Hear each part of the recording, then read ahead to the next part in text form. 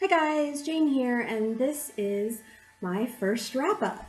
It is my October 2018 wrap-up, and if you watch my October TBR, you'll see that I really didn't end up reading a lot of what I thought I was going to read. I ended up reading a lot of things that weren't on my TBR, so it was crazy, but it was definitely a learning experience.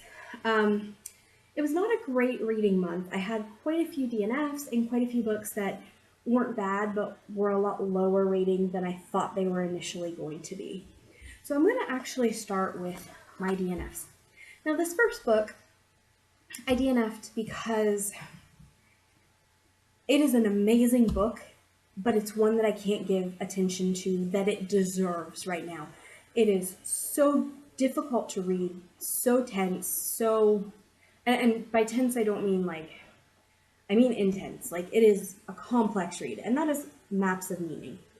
And this is by Jordan Peterson, and I'm reading another Jordan Peterson as well, but that one had to go back to the library, and so I grabbed this one. And the other one I'm reading is a lot more accessible. This is very academic. Like, not only is this book huge, but the print is small, and the language is so complex. This is the kind of book, like, I feel like I need to spend a week to read when I don't have kids and when I've had a ton of rest. I mean, it's just, but it's so important. There's inspirational stories here. There was one story in particular that really just touched me about these guys in the Soviet work camps, and they were basically dying. They were starving, they were in bad condition, and they were scholars. And so what they did with their last days was lecture, like teach each other. Like, they shared knowledge, and that is so much bravery and just so incredible. And I just, like, I could not imagine the courage that took and the bravery, and it was just amazing to me. But the language and everything is so hard and so dense and so complicated. I'd actually done another take of this and tried to read this passage out because it was just that good. And literally, I realized halfway that I couldn't pronounce, like, I knew the words in my head, but I couldn't pronounce them. So it's an amazing book, but definitely not one that I can read right now when I am reading an hour at work, or 34 minutes at basketball, or just not a great time to be reading a book this dense and this complicated and this important. So that was my first DNF for the month. Again, not because it wasn't great, it's amazing, but it's just too much for where I'm at in my life right now to read and give it the attention it deserves. My second DNF was Romeo and Juliet. And I actually hadn't planned on reading that. I have a friend from Pakistan, and she had wanted to do a buddy read, and she likes classics, and she doesn't have access to a lot of the same books, so it was hard to find books that we could both have access to and that she was interested in. She very much likes classics and middle grade, and those are kind of ones I'm interested in, but not a ton. I read some classics. My favorite book is a classic, and my favorite book is The Secret Gardener, one of my favorites, like top 5. But at the same time, like, she felt like that was a little bit younger than she wanted to read this time. She wanted something a little more challenging. Anyway, so Romeo and Juliet was something we both had access to, and we agreed to try. Well, we got a couple scenes in and realized that we weren't enjoying it. It wasn't working. The language was very complicated for somebody who's not a native speaker and who hasn't had excessive teaching in Shakespeare like you do in high school here. Like, I was taught it in high school. I haven't read it since high school, and there's, like, I got the gist of a lot of things, but there was a lot that I was like, I'm not entirely sure what they mean because I just don't know enough about the culture at the time. So we just decided to do something a little bit easier. We're actually doing a buddy read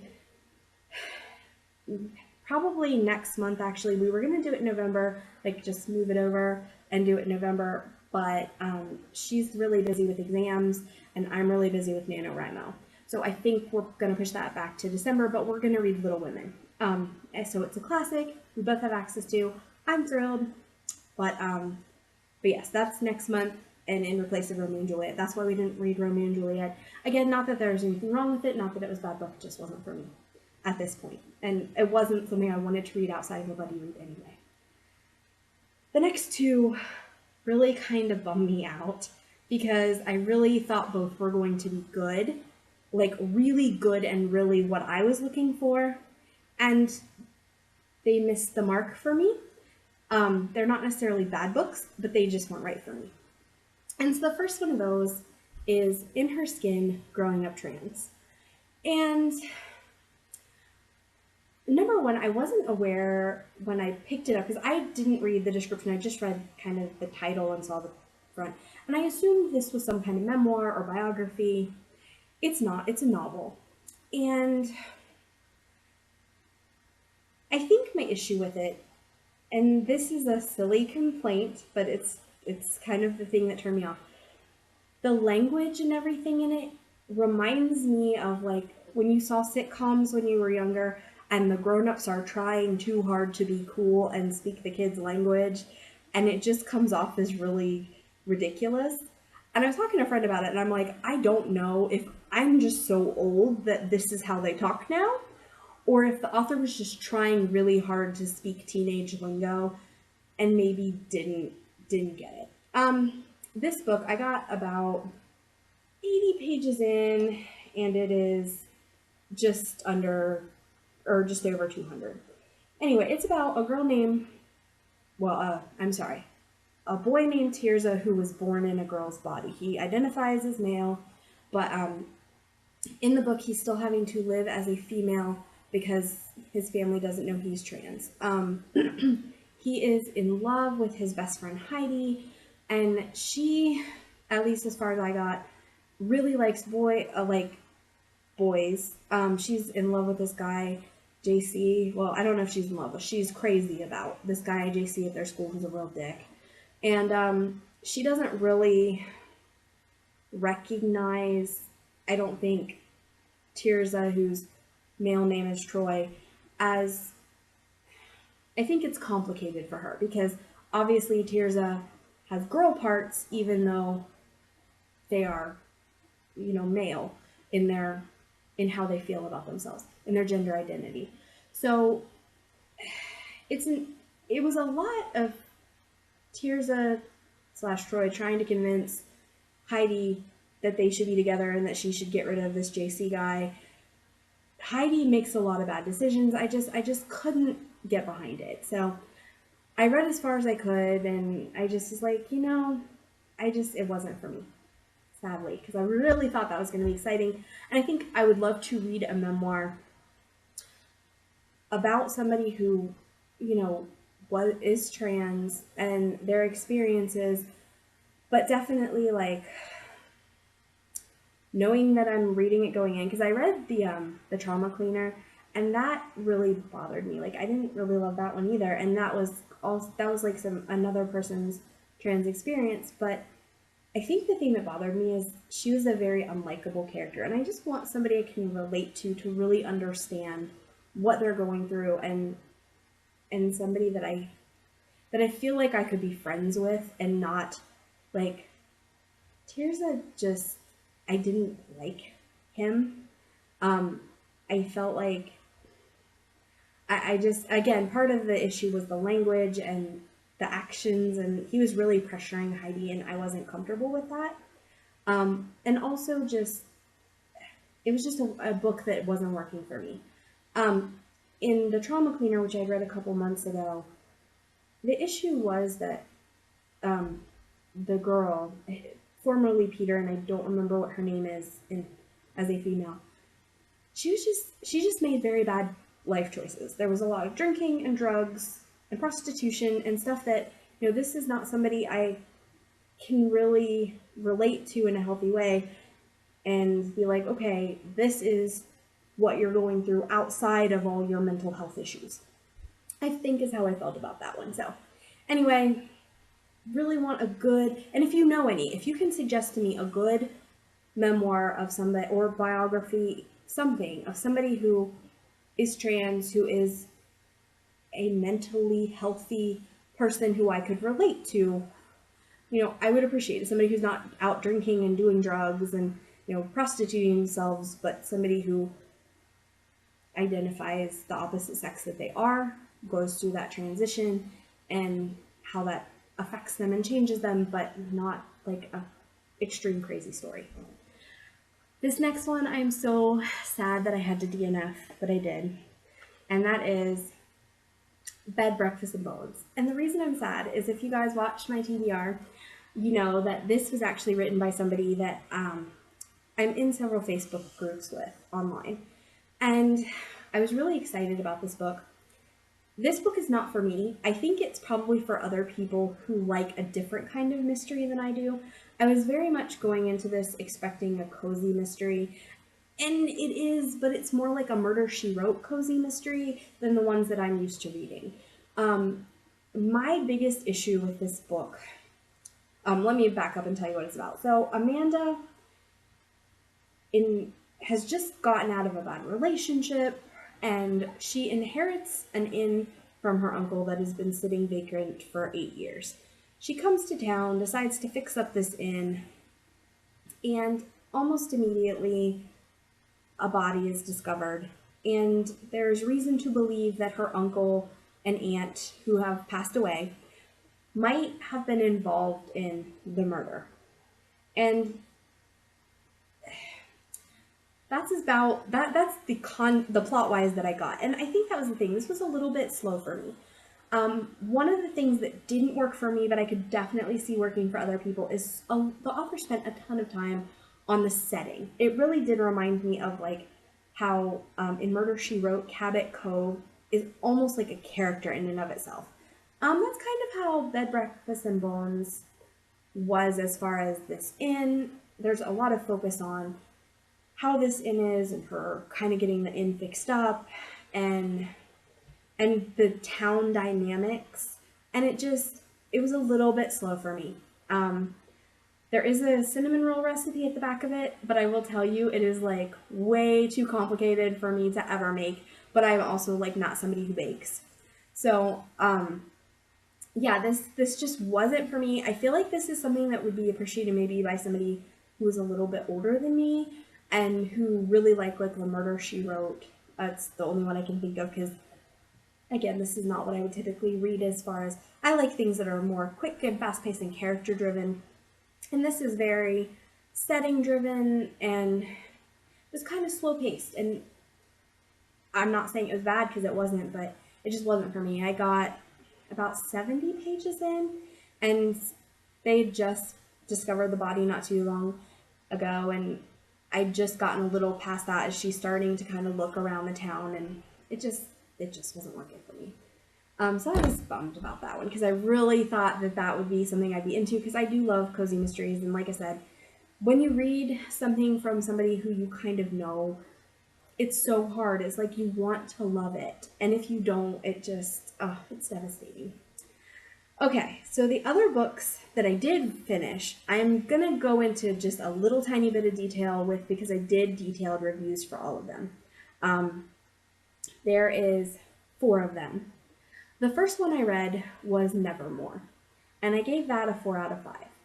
Nevermoor is about this girl named Morrigan Crow, and she's cursed, and she's supposed to die on her next birthday, basically.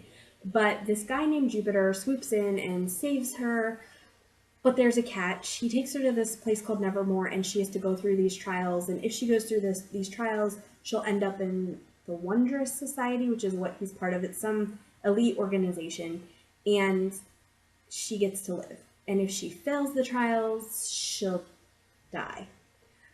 She'll have to go back to her world and die. The characters were fun. The setting was fun, but really complicated. Like, I still by the end of it didn't feel like I really could grasp the setting. So I was kind of bummed about that. Like, it was interesting, and I liked the plot and I liked the trials, but even by the end of the book, I didn't really understand how the world worked, or kind of what certain things were that I thought I should understand. A lot of people have said it's like Harry Potter. I think it's a lot more complicated to read than Harry Potter as far as the world building is a lot more complex. Like Harry Potter, it's a castle and witches and wands, and like I get that.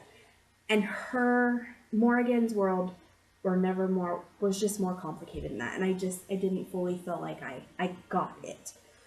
I am gonna read the next book, but I really was hoping that was going to be a 5 out of 5 for me, and it just wasn't quite because the world building really threw me. And I don't have it to hold up because it had to go back to the library.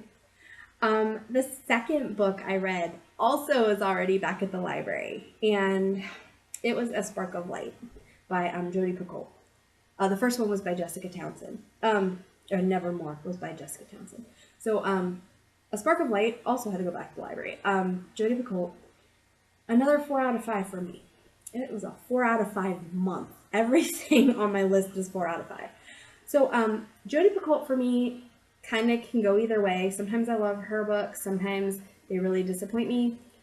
This one, I loved the idea behind it. I loved the insight.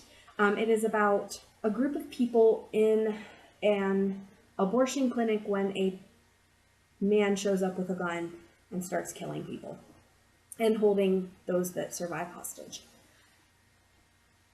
My biggest issue with it, and again I did a more detailed review, was simply that there was a lot of perspectives and it was told backwards. So you have, I think it was like 5 o'clock, and then 4 o'clock, 3 o'clock, 2 o'clock, and then the epilogue where you finally get past the 5 o'clock, and I was really irritated with it. I did not love the way it was presented. Like, it was a good story and a good important message and important insight and ways to look at things. I just was really frustrated with the storytelling. So that's why it got a 4 out of 5 for me. My very best read of the month, the one I loved the most, was City of Ghosts. This is a middle grade. It is just a delight to read. It is about this girl, I think her name's Cassidy. Yep, Cassidy. She almost drowned, and after almost drowning, she can now see ghosts. She has a best friend who's a ghost, and her parents, who cannot see ghosts, are ghost hunters or ghost investigators. So they are called on to do this television show, and she goes with them to Edinburgh. And I hope I'm pronouncing that right. If I'm not, I'm so sorry. So she goes, and she meets some ghosts one ghost in particular that is not nice and that is trying to harm her. She learns a lot about her abilities, and this is the first book in the series. I'm excited to read the rest of the series. Like I said, this was the best book I read this month. I really did love it. I couldn't quite give it a 5-star. There was nothing inherently wrong with it. I just couldn't give it a 5-star. I think just because it's a middle grade, and it was good, and it was amazing for a middle grade, but it just didn't feel overly extraordinary. My last read, also a 4 out of 5, The Gentleman's Guide to Vice and Virtue by Mackenzi. And, okay, so here's the thing. I loved the voice of the characters, and I loved the characters. Monty bothered me a little bit. He was the main character. There were times that he was a little bit unlikable or made some decisions that I just kind of was like, you're a real jerk. But I think he's meant to be, like, he's a rake. So, my issue with this was it started out really strong and it ended really, really strong. I had trouble in the middle, and the middle is very much an adventure story. It kind of reminded me of an Indiana Jones type thing. And it just kind of pulled away too much for me from the characters. Like, I didn't love the adventure part of the story. I didn't love the plot. Like, I love the characters, I love the setting. The plot was okay. It wasn't great. The other thing that bothered me a little bit about this book is I felt like it tried to do too much. It tried to look at so many issues of the time, and maybe it would have been better focused on a smaller time. Again, a 4 out of 5 because I love the voice. I did. This was a hilarious book. The voice was amazing, but it really dragged in the middle for me. So that was my month. and the books I read. If you've read those books, I would love to hear what you thought. And if you read any good or bad books this month, I would love to hear that too in the comments below. Down there's the social media and the like button and the subscribe button if you haven't hit those already. And until next time, bye. I'm going to read you a section because I think this was so important and amazing, but it also will give you an idea of why I want to read it, but I don't want to read it right now. At the Samarkand camp in 1946, a group of intellectuals had reached the very brink of death. They were worn down by hunger, cold, and work beyond their powers, and they were even deprived of sleep. They had nowhere to lie down. Dugout barracks had not yet been built. Did they go and steal or squeal or whimper about their ruined lives? No. Foreseeing the approach of death in days rather than weeks, here is how they spent their last sleepless leisure, sitting up against the wall. Timofey Bravosky, it's a Russian name, gathered them into a seminar, and they hastened to share with one another what one of them knew and the others did not. They delivered their last lectures to each other. Father Stavley spoke of unshameful death, a priest academician, about patristics, one of the Uniate fathers, about something in the area of dogmatics and canonical writing, an electrical engineer on the principles of the energetics of the future, and a Leningrad economist on how the effort to create principles of Soviet economics had failed for lack of new ideas.